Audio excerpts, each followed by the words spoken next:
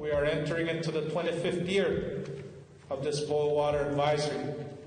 Tonight, the First Nation with the longest running boil water advisory in Canada will have to wait even longer after contractors for the new water plant fall way behind schedule. Consequences for a Thunder Bay security guard after slamming an Indigenous youth to the floor. It's a back-breaking job because you're always sitting every day, all day. And a carving workshop in Montreal brings skilled and aspiring carvers together, where they also share the injustice faced by Inuit artists.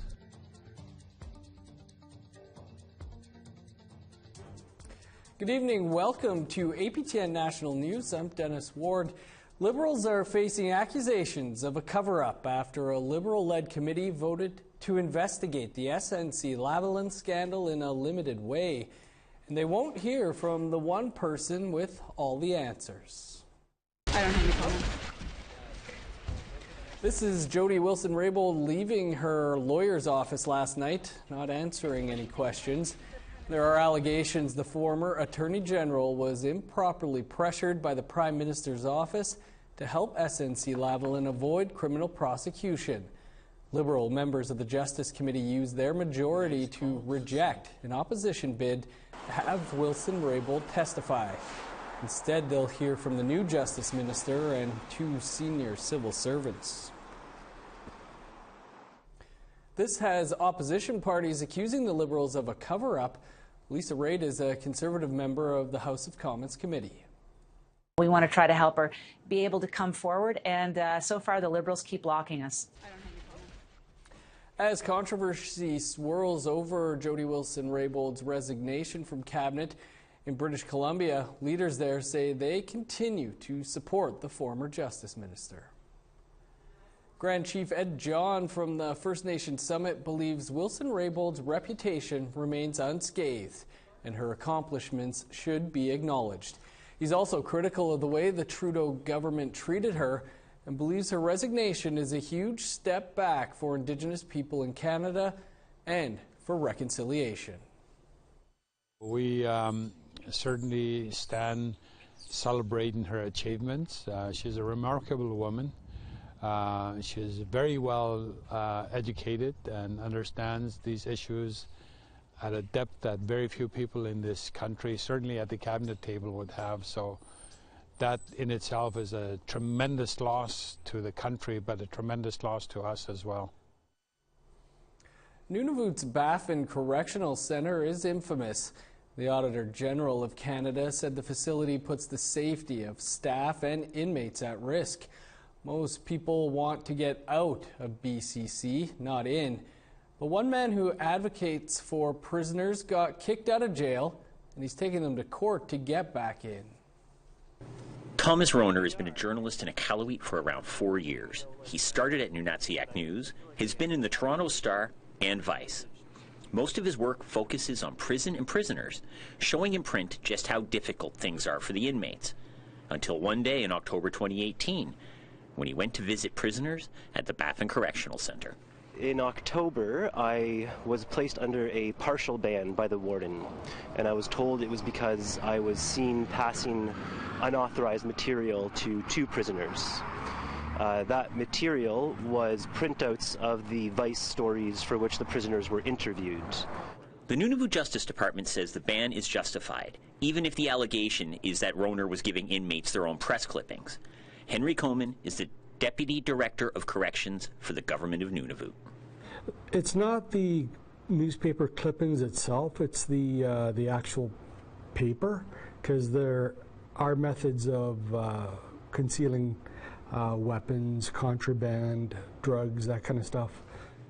According to Roner, the rules would be much easier to follow if they were communicated or posted. I had never been given a full list of the prison rules. I've never been informed or communicated of all of them. They are not posted at the jail. And every time I would go to visit, the rules seemed to change. Sometimes I would be patted down or frisked or wanded. Sometimes told I could bring certain things into the visit, sometimes other things. How do you follow mystery rules that change? We asked the Justice Department.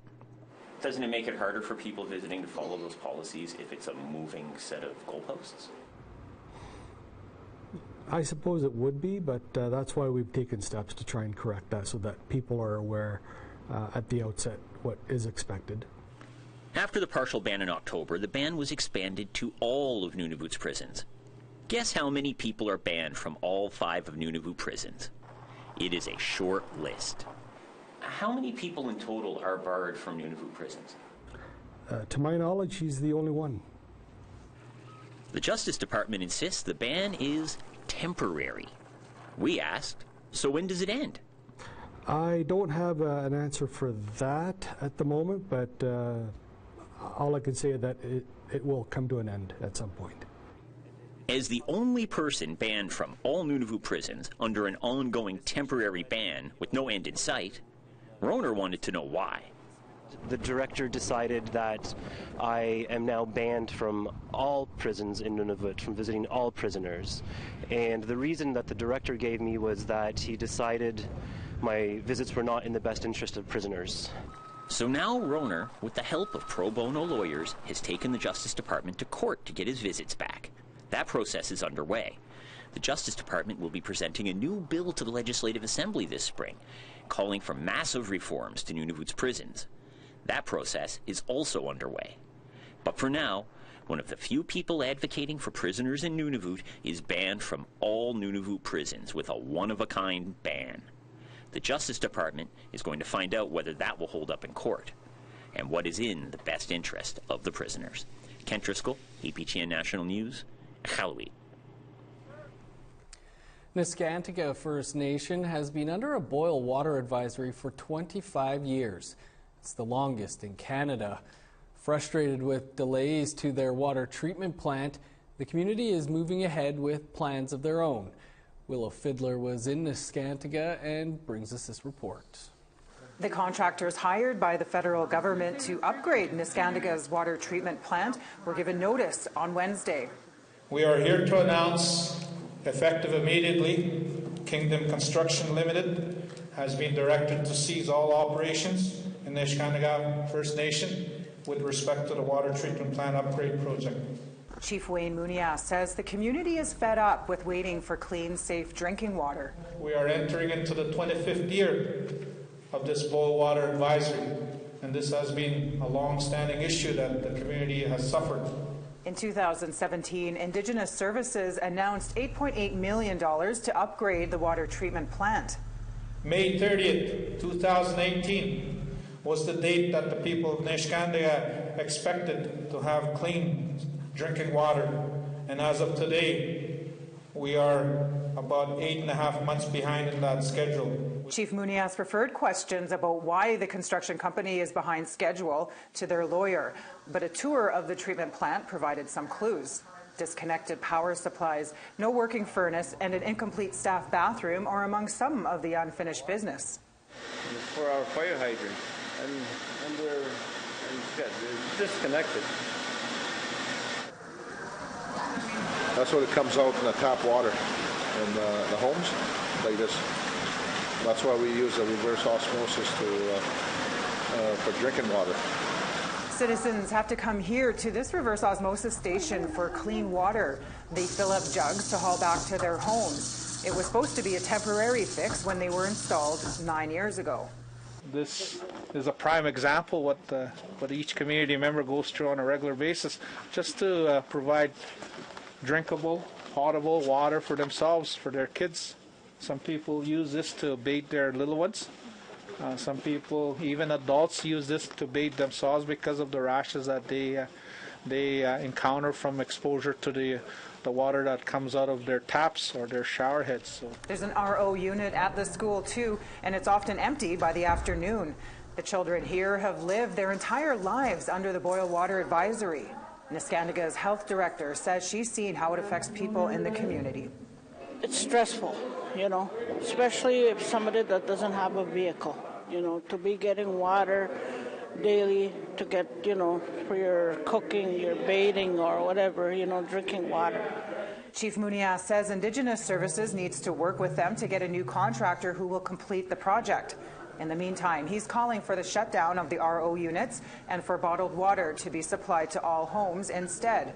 Willow Fiddler, APTN National News, Niskandiga First Nation.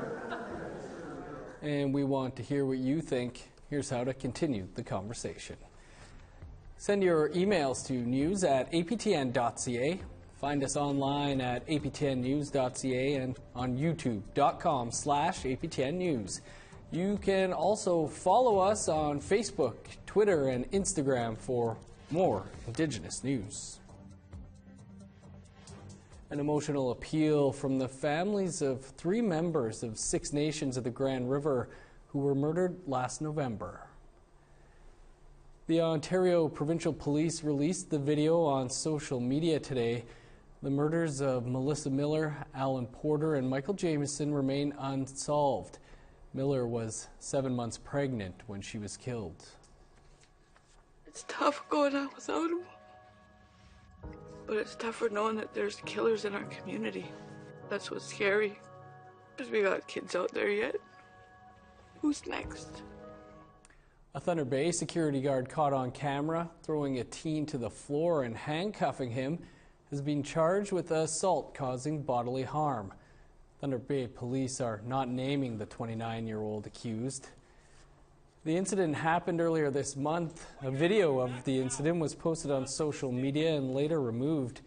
It showed the security guard slamming and handcuffing the youth who was in the city from Kingfisher Lake First Nation for medical purposes.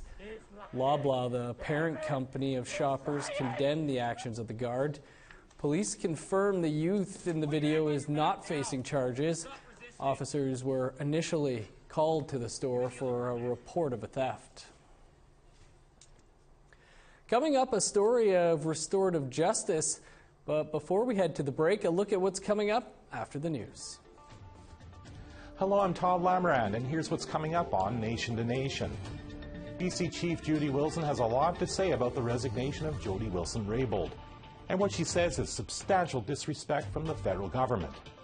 As well, the promised child welfare reform legislation must be tabled within days, or it'll have to wait until after the next federal election. We talked to someone who has seen a draft of the bill. He says a lot more work needs to be done. And Australia is showing Canada how Indigenous people down under are conserving the land for future generations. That's coming up right after the national news.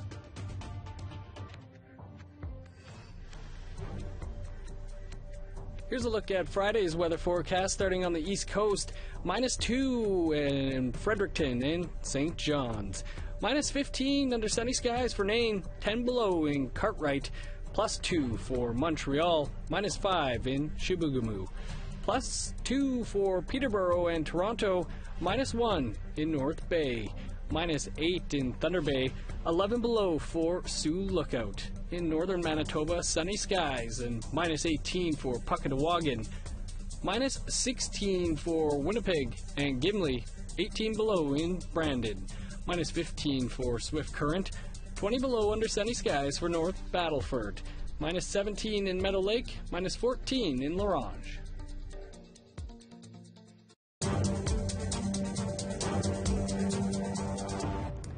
Welcome back. Women and Gender Equality Minister Mariam Monsef visited Winnipeg to launch a commemorative fund to honor missing and murdered Indigenous women and girls. $10 million is available over the next 2 years, which Indigenous organizations will be able to apply for. It's in line with the National Inquiry's interim report, which called for commemoration activities to honor the lives of those lost and to help their families heal. Earlier, Minister Monsef joined Melissa Ridgen. So why this money is going to be going to Indigenous agencies for commemorative efforts? Why that route instead of going to the families for commemorative efforts? Well, it's incredibly important for the Indigenous organizations who are applying for this $10 million envelope to ensure that the families are consulted and engaged throughout the entire process. In fact, the applications that don't have a letter of support from families will be considered incomplete. Okay, and so the deadline to apply for this funding is March 29th. That's 8 weeks away. Are you concerned about a short kind of turnaround for applications?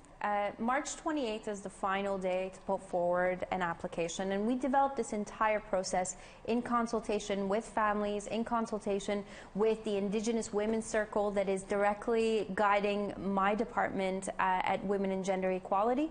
And we anticipate a significant level of interest from communities across the country. Keep in mind, though, that this is a response to the interim report's recommendations. This is a response to what families across the country have asked for. And if we receive a much higher demand than we anticipate, we are open to considering the possibility of continuing initiatives like this. And what sort of commemorative events or things, I guess, do you expect to see? Look, there are ideas and families and communities across this country who are going to come together, and depending on what families believe is appropriate, depending on the creativity that exists within Indigenous organizations, we expect to see applications that come forward that are meaningful for communities themselves. Vigils, workshops. We heard earlier today the idea of Sundance. We know that there are monuments across this country that make people think twice on their way to work, for example. The whole point is to ensure that the stories of our stolen sisters finds a dignified and honorable place in Canada's story, and that as we move forward, as we take one step forward on this difficult but important road to reconciliation, that the stories of the missing and murdered, including LGBTQ2S individuals, is honored and helps guide us in our healing and in our work ahead. Well, we look forward to seeing what sort of events people come up with for this. Thanks so much for joining me. Thank you. Organizations can find more information and apply for funding by visiting women.gc.ca. February 14th, of course, is the day the MMIWG movement started in Vancouver in 1992. There are a number of marches to commemorate the 27th anniversary across Canada tonight. 2 non-Indigenous women from northern Manitoba were charged with uttering threats and public incitement of hatred last year after making Facebook posts about Shoot an Indian Day and a 24-hour purge. They were sent to a restorative justice process involving the nearby Opaskwayak Cree Nation. Now the pair have the option of working with OCN on anger management, attending a residential school survivors camp, send handwritten apologies through news media outlets, and do 80 hours of community service in a First Nation community. Or they can go back to the regular court system. Onikanu Christian Sinclair speaks for Opaskwayak. I think this is a opportunity for our country of Canada to incorporate and apply the Indigenous knowledge as it relates to justice, restorative justice for that matter, that shows that there's a better way to do that in our country, and that it works, and that it can be applied to all people, no matter what their cultural background is. So we look forward to Canada really watching, learning from this and observing it and applying it to this process, because Indigenous people have a lot to offer this country to make our country a better place from a socio-economic front as we move forward and progress together. Coming up after the break, we'll take you to a carving workshop that also delves into the challenges Inuit sculptors face. Stay with us.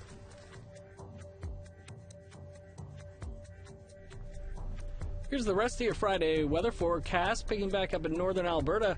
-17 for Fort McMurray, Peace River, and High Level. -13 and snow for Medicine Hat, snow and 19 below in Edmonton. A rain-snow mix for Vancouver with a high of +3. Similar temperatures in Campbell River. -14 for Dease Lake and Fort Nelson. 0 in Prince Rupert. -25 for Old Crow. 23 below in Rock River. -21 in Norman Wells. -18 for Yellowknife and Wrigley. 30 below for Sax Harbor. 27 below in Paulatuck. -29 in Repulse Bay, 35 below for Cambridge Bay, -30 in Arctic Bay and Igloolik.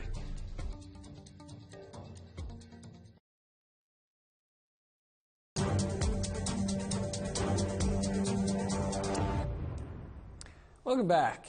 This week, Inuit sculptors gave a workshop at Montreal's Concordia University. where they taught participants about the unyielding nature of the stone they work with and the galleries that sell their work. Tom Fenario has more. So you'll take it, put it in the water, and sand. As an Inuit artist, Nancy Saunders is doing quite well for herself. Known in the art world as Niap, she recently sold an installation piece to the Montreal Museum of Fine Arts. Niap's carvings take ethereal things, such as the wind or aurora borealis, and renders them physical in stone. It's a departure from more traditional Inuit carving. With my first carving experiences, I wanted to do something a bit different, and I had a really hard time making polar bears. It's really hard. On this day, Niap is leading a workshop on Inuit carving at Concordia University in Montreal. The packed room got to get their hands dirty, putting some finishing touches on some stone Inukshuit. The process of stone carving is very unforgiving. Like you said, Inukshuit lost a leg, and I think there's like 3-4 pieces that kind of broke. It's stone, but it's very fragile. But the workshop also went into detail about some of the challenges faced by Inuit sculptors. Tiffany Ashuna is Mi'kmaq and Métis, but married into an Inuit family known for their sculptures. She became visibly upset when discussing the dealings Inuit sculptors have with galleries that sell their work. The amount that is being sold for, the slightest small fraction is going to the artists themselves. Gita Itelupiak made the small Inukshuit for this workshop. His larger work usually sells for hundreds of dollars, sometimes over $1,000. But he says his cut is often as little as a quarter of the final sale price for work that is physically taxing. It's hard for the form, and it's a back-breaking job because you're always sitting every day, all day. It's a back-breaking job. Ashuna thinks if carvers are ever going to make gains against galleries, they need to unify. I think it would be great to see support to bring carvers together, maybe for a conference or symposium where they could really think through all of this and come up with their own plan of how to approach it. I mean, there's some artists that sell work for like $15,000 a carving who live in the street, and that's kind of messed up, yeah. Niap's installation will go up at the Montreal Museum of Fine Arts in 2020. As for Itelupiak, he has a dream. Open my own gallery. Tom Fenario, APTN National News, Montreal. Well, that's your APTN National News for this Thursday. For the latest, visit our website, aptnnews.ca, and download the APTN News app. Now, don't change the channel. Nation to Nation with Todd Lamarand is next, where they will break down the resignation of Jody Wilson-Raybould and the promised child welfare legislation. We leave you tonight with a look at the treacherous conditions those in Vancouver seldom see. I'm Dennis Ward. Have a great Valentine's Day. We'll see you back here tomorrow.